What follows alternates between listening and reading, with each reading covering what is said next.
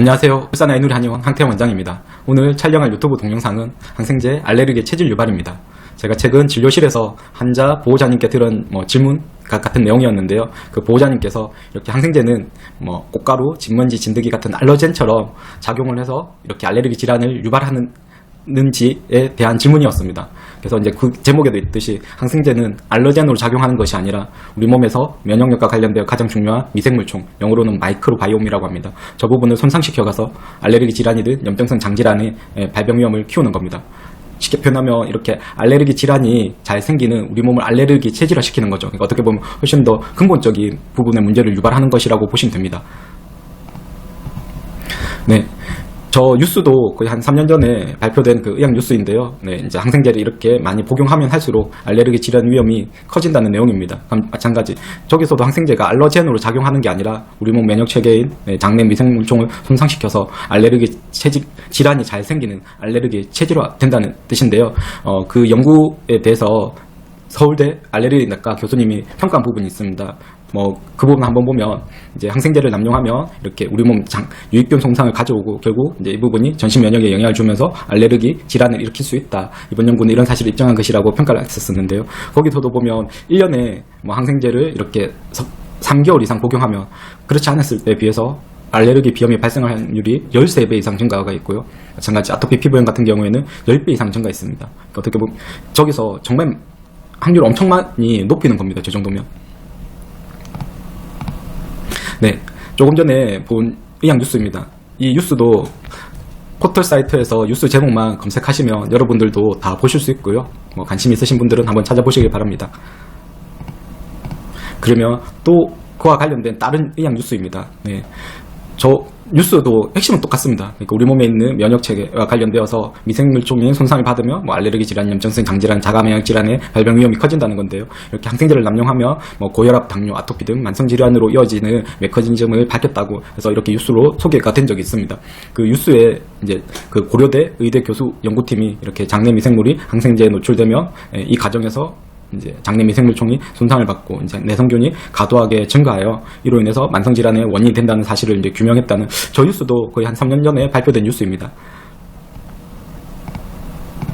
마찬가지 이 의학 뉴스도 포털 사이트에서 뉴스 제목만 검색하시면 그 나머지 부분들을 다 보실 수 있으니까요. 한번 관심 있으신 분은 찾아보시면 되겠습니다. 그리고 저 뉴스 제목도 아마 거의 가장 최근에 발표된 의학 뉴스인 걸로 알고 마이크로바이옴, 그러니까 이제 우리 몸에서 몸속 미생물총과 관련된 최근 뉴스인 걸로 알고 있습니다. 이 마이크로바이옴이 소화기 질환뿐만 아니라 암, 정신질환, 코로나19까지 치료한다. 저기서 이제 코로나19까지 치료한다는 것은 이제 면역력과 관련되었다, 그렇게 해석하시면 되겠습니다.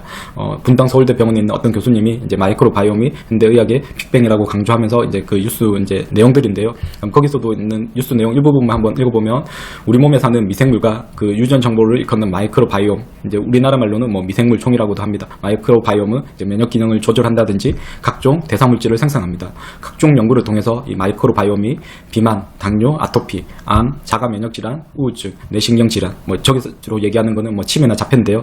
그리고 알레르기 질환, 감염 질환들이 연관이 있는 것으로 알려져 있다. 그러면서 이제 그 아래 순천대 병원에 있는 소화기내과 교수님 인터뷰도 소개하면서 최근 국내의 장내 미생물 이제 마이크로바이옴입니다. 환경 변화로 인해 가족력이 없는 대장암 환자가 많아지고 있다고 하면서 어쨌든 마이크로바이옴의 어떤 좋지 않은 변화들이 이렇게 암과 관련되어져 있다는 내용도 이렇게 소개하고 있습니다. 네, 조금 전에 얘기 드린 의학 뉴스입니다. 마찬가지 이 뉴스도 뉴스 제목만 검색하시면 여러분들도 나머지 부분 기사 다 보실 수 있으니까요. 관심 있으신 분은 한번 검색하셔서 찾아보시길 바랍니다. 네, 그리고 우리나라 뉴스 말고도 당연히 이런 마이크로바이옴에 대한 중요성, 그리고 그와 관련되어서 어떤 만성 질환의 발병과 관련된 당연히 외국 기사들도 꽤 많습니다. 그럼 그 중에서도 그 하버드 의대 블로그 글이 있어서 소개드리면요. 뉴스 제목이 이제 미생물총이 당연히 이제 출생 후 그 1000일 동안 이렇게 얼마만큼 건강하게 정착하는지가 꽤 중요하다는 중요성에 대한 글입니다. 이 글의 핵심은 장내 세균총, 이제 마이크로바이옴이 임신을 포함해서 생후 만 2세까지의 1000일 동안에 중요하다는 내용이고요. 그러면 그러기 위해서는 산모의 건강과 아이의 건강한 세균총 형성을 위해서 올바른 영양 공급과 불필요한 항생제 사용을 하지 말 것을 얘기하고 있습니다. 네, 지금 보고 있는 게 조금 전에 얘기드린 하버드 의대 블로그 영어 원문입니다.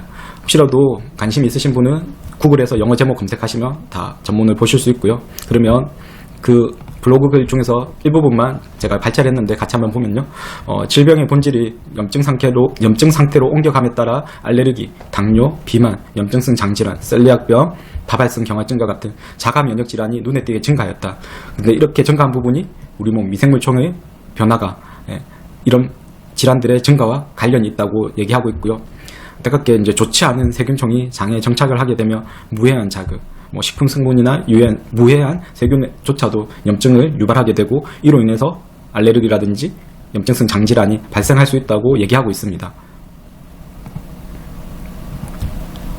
네, 그러면 이렇게 항생제가 마이크로바이옴, 그러니까 미생물총, 특히 그 중에서 이제 장내 미생물총에 핵폭탄 같은 악영향을 끼칠 수 있다는 것에 대해서는 이미 많이 소개가 된 적이 있습니다. 그리고 마찬가지 저희 블로그에서도 지금 저희 유튜브에서도 이 부분을 따로 방송한 적이 있으니까요. 관심 있으신 분은 저희 유튜브에서 저 제목으로 검색하시면 보실 수 있습니다.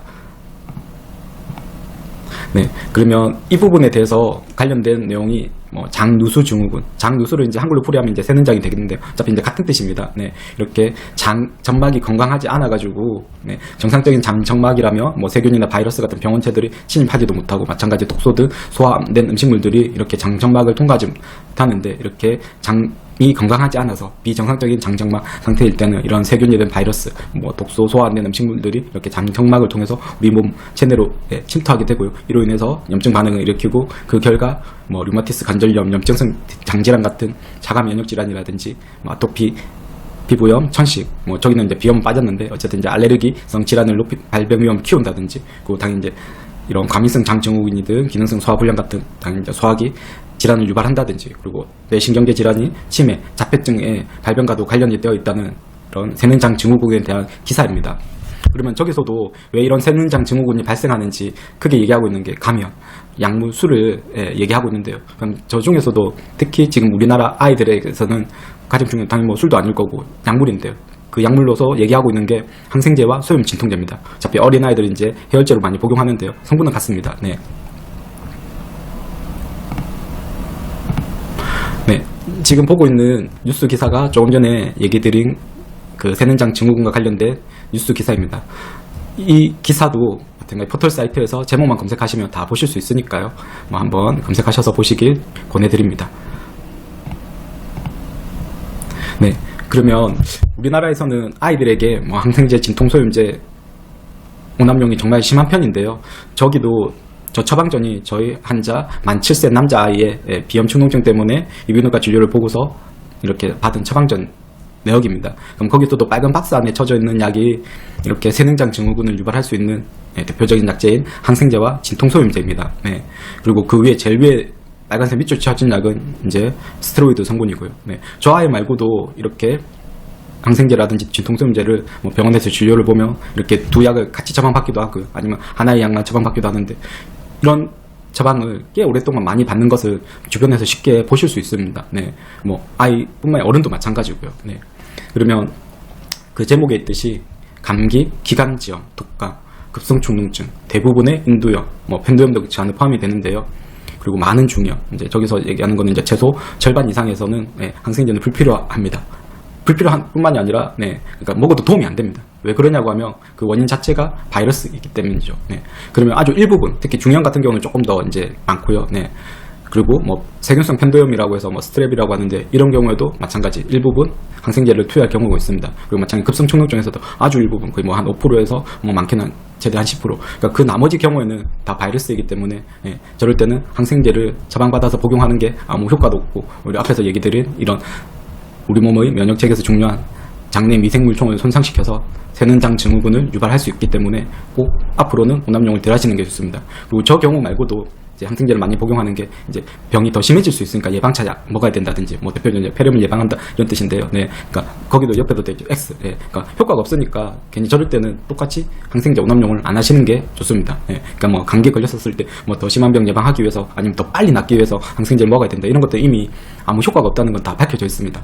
그리고 누런 콧물, 누런 가래 뭐 급성 충농증 때도 뭐 누런 콧물이든 누런 가래가 나올 수 있고요. 마찬가지 감기든 뭐 기관지염도 마찬가지인데 어쨌든 누런 콧물이라고 누런 가래라고 해서 항생제를 먹는 것은 마찬가지 이 부분도 다 틀린 거니까 앞으로는 이와 같은 경우에 항생제를 오남용하는 것을 줄이는 게 좋습니다. 네, 그러면 오늘 방송을 정리를 하도록 하겠습니다. 항생제는 이렇게 알러젠처럼 작용을 해서 알레르기 질환을 유발하는 게 아니라 우리 몸 면역체계에서 아주 중요한 장내 미생물총을 손상시켜서 알레르기 질환이 잘 생기는 알레르기 내 몸을 체질화시킨다고 이해하시면 됩니다. 그렇기 때문에 항생제를 많이 복용할수록 알레르기 질환이 훨씬 더 심하고 완성화된다고 보시면 되고요. 우리나라는 아이들 항생제, 진통소염제, 좀 더 어린 아이들 해열제도 다 같은 성분인데요. 이 두 약을 정말 오남용이 꽤 심각한 편입니다. 이미 통계적으로도 밝혀져 있습니다. 미국, 유럽에 비해서 어린 아이들에게 이렇게 항생제 복용량도 거의 세계 최고고요. 그리고 우리나라 아이들처럼 이렇게 감기약을 많이 먹는 아이들도 미국, 유럽 어디에도 없습니다. 정말 주변에서 보면 저는 이제 이런 아이들을 지금 10년 넘게 진료보고 있지만 정말 돌전 아기들도 감기 때문에 아니면 열이 난다고 해서 진통소염제라든지 항생제 이런 약들을 정말 꽤 오랫동안 수년, 10년 이상 정말 많이 복용하는 것을 너무나 주변에서 많이 볼 수 있습니다. 오히려 이런 부분들은 그러니까 그게 도움이 되고 꼭 먹어야 될 경우라면 아무리 많이 먹어도 부작용 감수하면서 먹는 거지만 대부분은 먹지 않아야 될 경우 앞에서 살펴봤듯이 그런 경우에 계속 오남용 한다는 게 꽤 심각한 문제이고요. 거기서만 그치는 게 아니라 앞에서도 살펴봤듯이 알레르기 질환뿐만이 아니라 염증성 장질환이라든지 이런 류마티스 같은 자가 면역질이라든지 훨씬 더 심각한 질병을 초래한다는 게 문제입니다. 어떤 병은 한번 생기면 정말 치료도 힘들고 그 이후에 삶의 질을 많이 떨어뜨리는 질환들이 있습니다. 대표적으로 류마티스 같은 자가 면역 질환이라든지 염증성 장질환도 포함이 되고요. 그리고 알레르기 질환 중에서도 이제 초기 가벼운 거는 어느 정도 지낼 수 있지만 아주 심한 단계의 아토피라든지 천식, 비염은 삶의 질도 많이 떨어뜨릴 뿐더러 당연히 치료도 힘들고요. 그리고 성장기 아이들에게는 성장 발달에 문제까지 초래할 수 있습니다. 그럼 이런 질환의 최선은 예방이고요.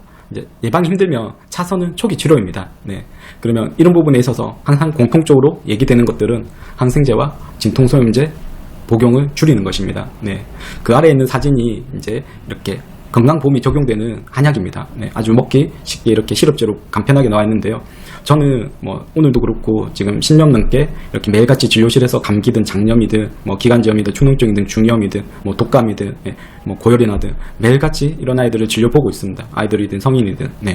그럼 그런 아이들이 만약에 한의원 진료 받지 않으면 대부분은 이제 병의원을 다니면서 그와 같은 상황에 대부분 항생제, 진통소염제를 많이 복용할 수밖에 없습니다. 그러면 그로 인해서 앞에서 얘기 드린 안 좋은 질환들의 유병률을 높일 수 있으니까요. 혹시라도 이미 안타깝게 이미 염증성 장질환이든 류마티스라든지 아니면 하다못해 건선이라든지 이런 만성 알레르기 질환이 발병했다면 한의원 진료를 통해서 그런 항생제, 진통소염제 복용을 줄이시는 게 무엇보다 중요하다고 얘기를 꼭 드리고 싶습니다.